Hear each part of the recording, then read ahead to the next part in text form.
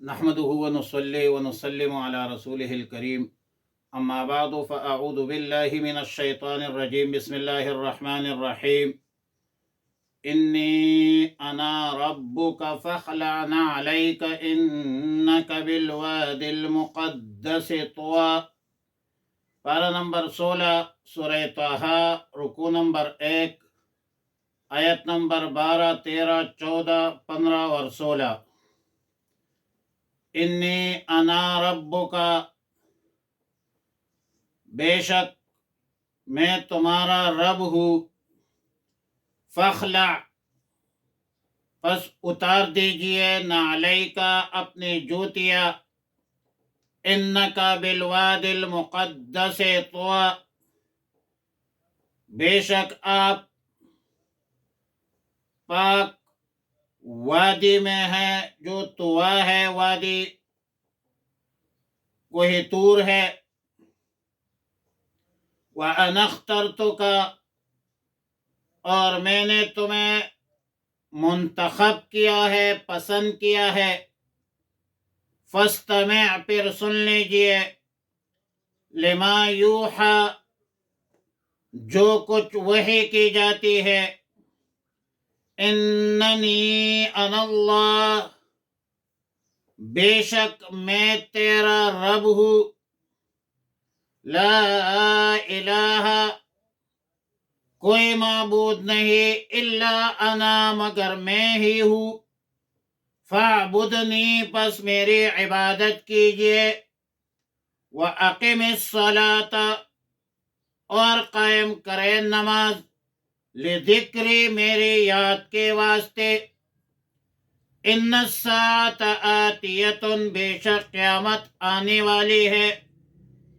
اکادو اخفیہا، میں چاہتا ہوں کہ اسے چھپا رکھوں، لتجزا، تاکہ بدلہ دیا جائے، کل نفس، ہر نفس کو، بما تسعی،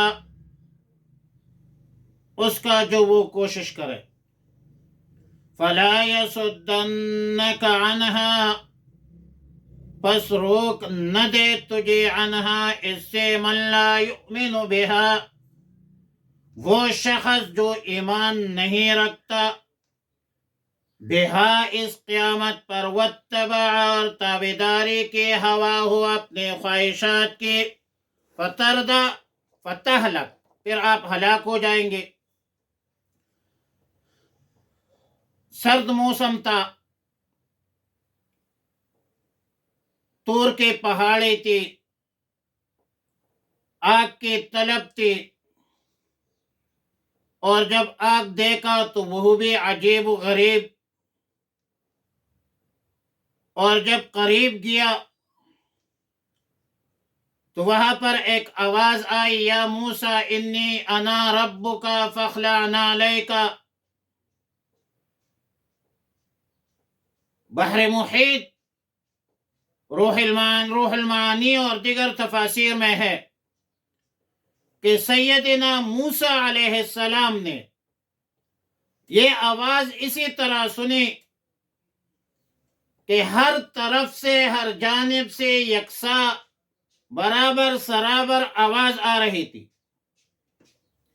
اس کی جہت متعین نہیں تھی، اور اس آواز کا سننا بھی عجیب انداز سے تھا کہ صرف کانوں کو نہیں بلکہ تمام اعضاء سے سنا گیا، اور ایک معجزہ کی حیثیت تھی۔ آواز یہ تھی کہ انی انا ربک، تحقیق کے ساتھ میں تمہارا رب ہوں۔ جس کو آپ آگ سمجھ رہے ہیں، یہ آگ نہیں ہے بلکہ یہ اللہ کی تجلی ہے۔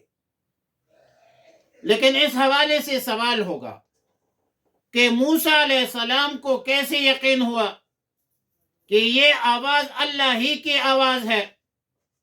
تو اس کا جواب یہ ہے کہ اللہ تعالیٰ نے موسیٰ علیہ السلام کے دل کو مطمئن کر دیا تھا کہ وہ یقین کرے کہ یہ آواز ذات باری تعالیٰ ہی کی ہے۔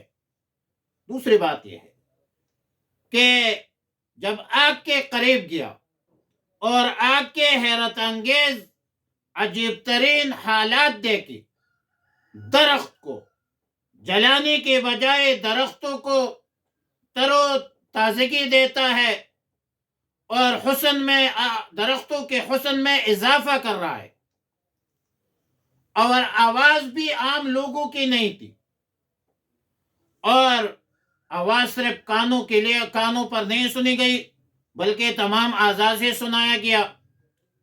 روح المعانی میں بحوالہ مسند احمد وہب ابن منبہ کی روایت ہے کہ موسیٰ علیہ السلام کو جب ندا یا موسیٰ کے لفظ سے کی گئی تو موسیٰ علیہ السلام نے جواباً لبیک کہا اور عرض کیا کہ میں آواز سن رہا ہوں، مگر آواز دینے والے کی جگہ متعین نہیں ہے، معلوم نہیں ہے کہ کہاں سے آواز آ رہی ہے۔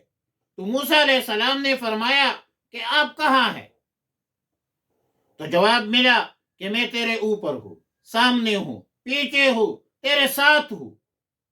پھر عرض کیا کہ میں آپ کا کلام سن رہا ہوں یا آپ کے بھیجے ہوئے فرشتے کی آواز ہے؟ تو جواب ملا کہ میں خود ہی کلام کر رہا ہوں۔ اسی بنیاد پر تو وَكَلَّمَ اللَّهُ موسیٰ تکلیمہ ہے، کلیم اللہ ہے۔ علامہ آلوسی رحمۃ اللہ علیہ فرماتے کہ موسیٰ علیہ السلام نے یہ کلام بلا واسطہ فرشتہ خود سنا اور پھر فرمایا کہ فَخْلَعْنَ عَلَيْكَ، جوتے اتارنے کا حکم دیا، کیونکہ یہ مقام ادب تھا۔ جوتے اتارنا ادب کا تقاضا ہے، اور جوتے اتارنے کے مصلحت یہ بتلائی گئی کہ آپ کے قدم اس مبارک وادی کی مٹی سے لگ کر اس کے برکات جو ہے وہ حاصل کرے۔ بعض اہل علم فرماتے ہیں کہ یہ صورت خشوع اور تواضع کے لیے تھی، جیسا کہ سلف صالحین بیت اللہ کی طواف ننگے پاؤں کرتے ہیں، اور ایک حدیث میں ہے، ایک صحابی ہے بشیر ابن خصاصی رضی اللہ تعالیٰ عنہ، کہ وہ قبروں کے درمیان جوتے پہن کر چلتے تھے۔ جب رسول اللہ علیہ وسلم نے دیکھا تو فرمایا کہ اذا كنت في مثل هذا المكان فاخلع نعليك، یعنی جب تم اس جیسے مکان سے گزرو جس کا احترام مقصود ہو تو اپنے جوتے اتار دو۔ جوتے اگر پاک ہو تو اس میں تو نماز پڑھنا بھی درست ہے، اور رسول اللہ مبارک علیہ وسلم اور صحابہ سے پاک جوتے پہن کر نماز پڑھنا بھی صحیح روایات سے ثابت ہے، مگر یہ عام سنت نہیں ہے، عمومی سنت نہیں ہے۔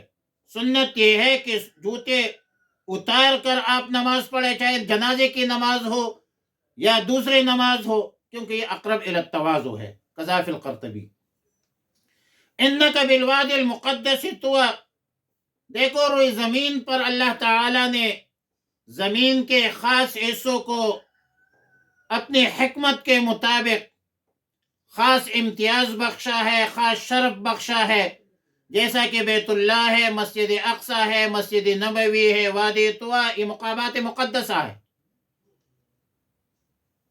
آیات نمبر 13 میں فرمایا کہ وَأَنَا اخْتَرْتُكَ فَاسْتَمِعْ لِمَا يُوحَىٰ، اے موسیٰ علیہ السلام میں تم کو تیرے قوم سے نبی اور رسول بنانے کے لیے منتخب کرتا ہوں، سلیکٹ کرتا ہوں۔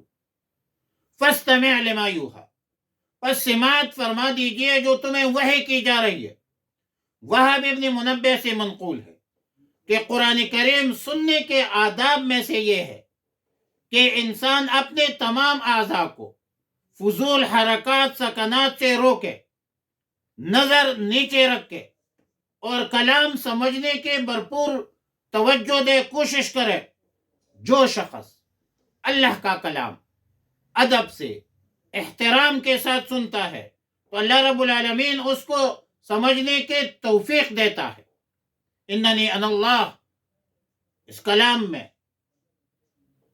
اننی انا اللہ لا الہ الا انا فاعبدنی واقم الصلاۃ لذکری، اس میں دین کے تمام اصول کی تعلیم ہے، توحید ہے، رسالت ہے، بعث بعد الموت ہے، اور فعبدنی کا تو مطلب یہ ہے کہ صرف اور صرف میرے عبادت بندگی کی تعلیم ہے، یعنی میرے بغیر کسی غیر کی عبادت نہ کرو۔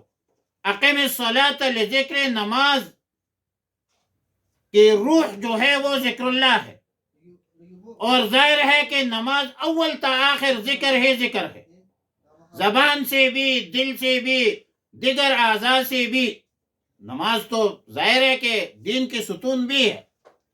اور پھر فرمایا اکاد اخفیہا، یعنی قیامت کا معاملہ میں تمام مخلوقات سے مخفی رکھنا چاہتا ہوں، یہاں تک کہ انبیاء علیہ السلام سے، فرشتوں سے اور تمام مخلوقات سے میں اس کو مخفی رکھنا چاہتا ہوں۔ ان الساعۃ آتیۃ، بے شک قیامت آنے والی ہے، لتجزی کل نفس لما کسبت، تاکہ جزا دیا جائے ہر نفس کو اس کے عمل کا۔ اور ظاہر ہے کہ یہ دنیا جو ہے یہ تو دار العمل ہے، دار الجزا نہیں ہے۔ دنیا تو آخرت کے لیے کھیتی باڑی ہے، الدنیا مزرع الآخرہ۔ اور اگر دنیا میں کسی کو کچھ سزا مل جائے، کچھ جزا مل جائے، تو وہ پورے عمل کی جزا یا سزا نہیں ہوتی، بلکہ وہ تو ایک نمونہ ہوتی ہے۔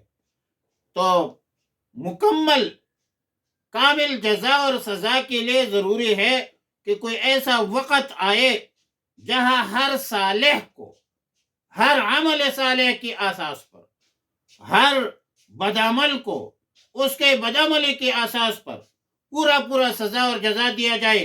فلا یصدنک عنہا، اس میں تنبیہ ہے کہ ایسا نہیں ہونا چاہیے کہ آپ کفار، فجار اور بےمانوں کے کہنے سے یا ان کے کہنے پر قیامت کے معاملے میں غفلت کریں، فتردہ، پھر فتح ہلاک ہو جاؤں گے۔ ظاہر ہے کہ ہر نبی، ہر رسول معصوم ہوتا ہے، گناہوں سے مطہر، مزکہ ہوتا ہے، پاک ہوتا ہے۔ کوئی نبی، کوئی رسول قیامت کے حوالے سے غفلت کا سوچ بھی نہیں سکتا، مظاہرہ تو بہت دور کی بات ہے۔ تو اس طرح کے خطاب جو انبیاء علیہ السلام کو ہوتے ہیں یا رسول اللہ مبارک صلی اللہ علیہ وسلم کو خطاب ہوتی ہے، وہ دراصل تعلیما للامہ ہوتی ہے، امت کو تعلیم کے اساس پر پیغمبر کو خطاب ہوتے ہیں۔ کلام میں تاکید پیدا کرنے کے واسطے اس طرح خطاب کیا جاتا ہے، اور پشتو میں کہتے ہیں لورتا توایم ان گورے تیغاورا، وآخر دعوانا الحمدللہ رب العالمین۔